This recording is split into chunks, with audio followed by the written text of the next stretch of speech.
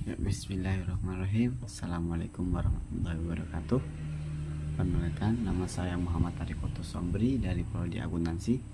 Saya akan menjelaskan tentang perusahaan dagang. Pertama, pengertian perusahaan dagang. Perusahaan dagang adalah jenis perusahaan yang kegiatan utamanya adalah membeli barang jadi dari box pemasok atau distributor dan menjualnya kembali ke konsumen tanpa mengubah bentuk atau sifat barang tersebut. Dengan kata lain, perusahaan dagang tidak memproduksi barang tetapi hanya bertindak sebagai perantara antara produsen dan konsumen. Jadi dengan bahasa lain itu, perusahaan dagang ini dia tidak memproduksi atau tidak membuat seperti itu, tapi dia menjual. Atau dengan bahasa lainnya tuh dia menjadi pengepul gitu loh. Apa ya, pengepul itu bahasanya menjadi penerima apa ya, ya itulah pokoknya dia menjadi seperti itu. Jadi dari pemasok atau dari distributor ini mereka mengumpulkan atau mereka menjualkan barang tersebut ke perusahaan dagang, dan dari perusahaan dagang ini dia yang menyalurkan ke konsumen seperti itu. Terus selanjutnya yang termasuk dalam golongan perusahaan dagang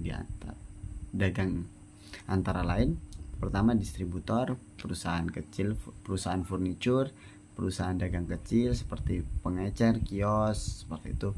Terus selanjutnya toko serba ada, dan selanjutnya perusahaan dagang grosir berskala besar. Jadi dari semua ini mereka tidak ada yang tidak ada yang memproduksi.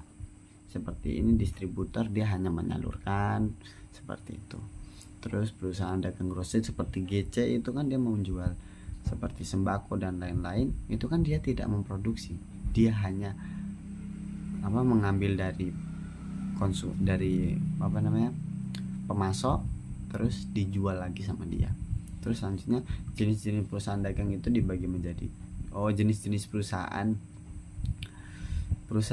itu ada 3. Mohon maaf ini ada typo sedikit. Pertama perusahaan jasa, perusahaan dagang, dan perusahaan manufaktur. Tadi ketiga ini memiliki perannya sendiri. Nah, kita sekarang lagi membahas perusahaan dagang. Selanjutnya, ciri-ciri perusahaan dagang: memiliki persediaan barang dagang sebagai aset utama. Transaksi utamanya adalah pembelian dan penjualan barang. Barang dijual dalam bentuk yang sama dengan saat dibeli. Terus selanjutnya menghasilkan laba dari selisih harga jual dan harga dibeli. Jadi pertama, memiliki persediaan barang itu sebagai aset utamanya. Ya, karena barang dagang ini itu sebagai yang memunculkan uang atau yang menjadi asetnya dia. Kalau dia nggak punya barang dagang, makanya dia tidak akan menghasilkan uang dan tidak akan menguntungkan seperti itu. Maka dari itu mereka mau tidak mau ketika mereka membeli, mereka harus mengelolanya, harus di stok agar tidak kehabisan dan tidak kelebihan seperti itu. Terus selanjutnya, transaksi utamanya adalah pembelian dan penjualan. Ya, namanya juga perusahaan dagang kan. Nah, perusahaan dagang ini ya transaksi utamanya yaitu dia membeli dari pemasok terus dijual ke konsumen. Otomatis itu transaksi utamanya. Dia tidak mungkin memproduksi dan lain-lain. Selanjutnya, barang dijual dalam bentuk yang sama dengan saat ini. Nah, misalnya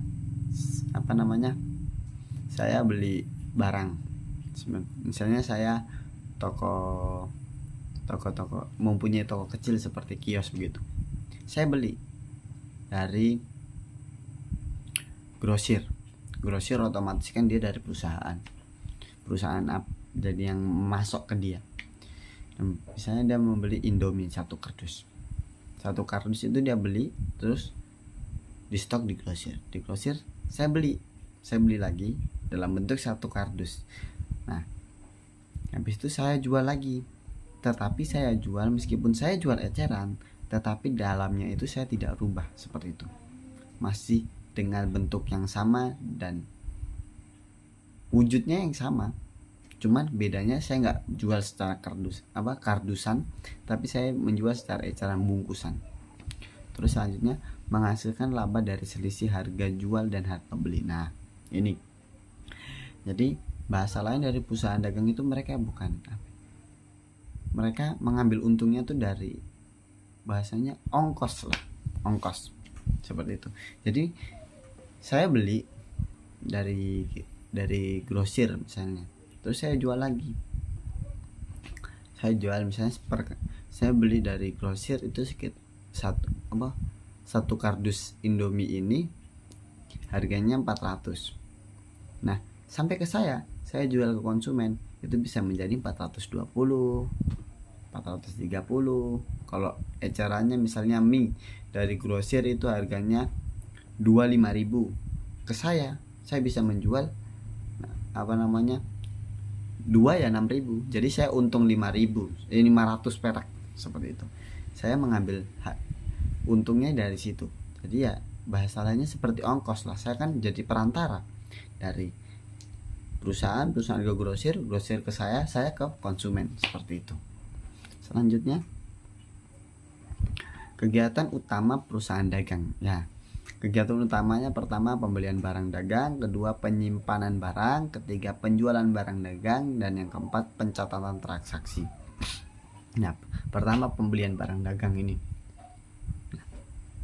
Perusahaan dagang ini dia tidak punya aset kalau dia tidak beli. Otomatis dia harus beli dulu supaya dia mempunyai aset. Belinya seperti tadi, beli ke pemasok seperti itu ya, atau ke perusahaan-perusahaan ya seperti tadi. Contoh Indomie, saya mempunyai perusahaan dagang seperti grosir. Saya tidak punya barang, saya tidak punya kardus mie Indomie ya kalau saya tidak beli ke pemasok atau ke perusahaan Indomie, seperti itu. Nah, di sini ada contoh-contohnya. Contohnya pertama toko pakaian, membeli stok baju dari supplier. Misalnya ya seperti mereka yang berjualan di Pasar Kliwon atau pasar pasar baru lah. Kita bilang pasar sentral di Timika. Itu kan ada yang menjual baju, ada yang menjual panci dan yang lain-lain. Itu mereka tidak mungkin mereka buat sendiri, otomatis mereka beli dari pemasok terus mereka jual lagi, seperti itu. Terus yang kedua penyimpanan barang. Nah, penyimpanan barang ini juga menjadi hal yang penting bagi perusahaan. Karena di sini dijelaskan barang dagang yang dibeli disimpan dalam gudang atau etalase toko. Manajemen persediaan penting agar stok cukup, tidak berlebih dan tidak kehabisan. Nah, kan tadi pertama sudah saya jelaskan bahasanya stok barang itu menjadi asetnya.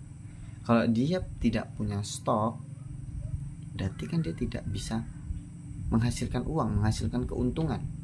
Kalau dia terlalu banyak stok dan di pihak pasar tidak membutuhkan, otomatis dia akan rugi.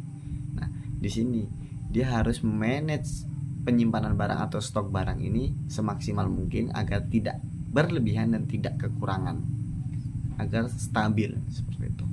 Terus selanjutnya penjualan barang dagang. Nah, kalau kita ingin untung kan otomatis kita harus jual dong. Gak mungkin kita hanya beli, kita stok dan kita tidak apa-apain. Otomatis kan nanti kan bisa basi dan ya akhirnya siapa yang mau makan? Siapa yang mau menggunakan? Kalau itu barang bahannya makanan misalnya. Tapi kalau panci misalnya, kita ambil panci, kita beli 100 dari pemasok, 100 panci terus kita hanya stok sudah. Nah, itu buat apa? Kalau kita nggak jual, kita nggak mungkin mendapatkan untung dong kalau dari situ. Maka dari itu kita harus menjual barang dagangannya kita supaya kita bisa memutar uang tersebut dan kita juga bisa mendapatkan keuntungan. Ya keuntungannya dari penjualan ini, penjualan dengan selisih harga yang tidak terlalu banyak. Terus selanjutnya pencatatan transaksi. Nah, ini juga penting dalam akuntansi karena ini nih yang menjaga kestabilan dan kemakmuran suatu perusahaan. Jika suatu perusahaan tidak ada pencatatan transaksi yang secara jelas dan rinci, maka perusahaan tersebut bisa jadi nanti akan amburadul karena uang yang keluar dan uang yang masuk itu tidak jelas karena tidak adanya pencatatan transaksi ini. Oke, selanjutnya siklus perusahaan dagang. Nah, siklus ini pertama pembelian, seperti yang sudah saya jelaskan, terus persediaan, penjualan. Selanjutnya penjualan itu dibagi menjadi dua, penjualan yang larinya ke kredit dan penjualan yang larinya ke debit.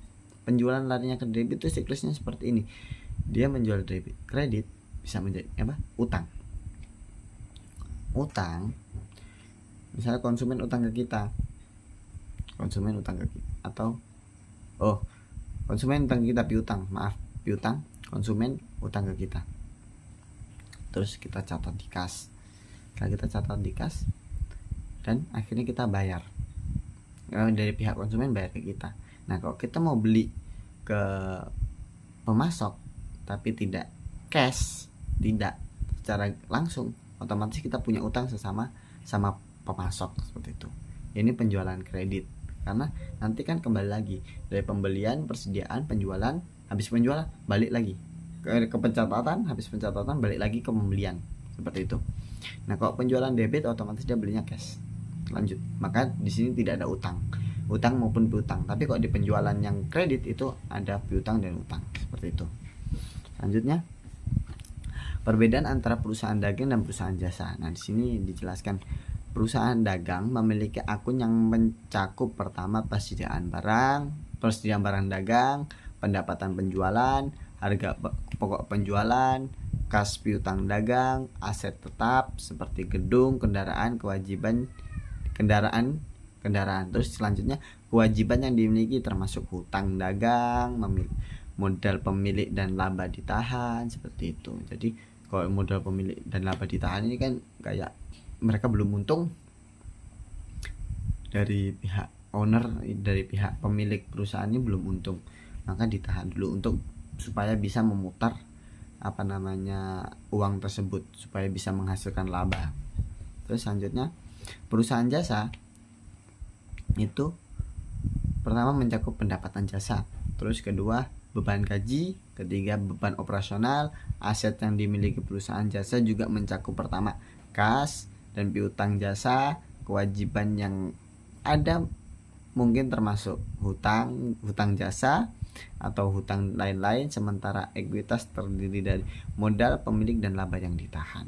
Seperti tadi hampir sama sedikit, tapi ada perbedaan.